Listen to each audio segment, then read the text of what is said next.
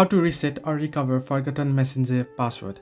Hello everybody, welcome back to the channel. Today I'll guide how you can reset or recover your forgotten Messenger password. Now if you head into the app, you'll find an interface like this to log into your ID. Now since you don't know the password, what you want to do is tap on the forgotten password that you can see at the bottom of your screen. Once here, it'll ask for your email or your password. If you type in your email here, now you can see once you type in your email or your phone number and you tap on continue, it'll send you a code to confirm that this account is yours. Now tap on continue, and once you continue, it'll send an email. It might send to your Gmail if you are connected your account through Gmail, or it'll send to your mobile number. Now if you get the code, type in your code here, and once you type in the code, it'll automatically go ahead and you can either keep it logged in or log out of other devices. Now if you should probably log out of other devices since you don't know who might have logged into your account.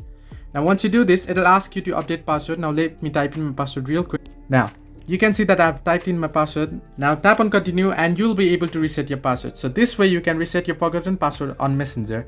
Hope this helped. Do like and subscribe, and do not forget to leave a comment down below if you have any further issues.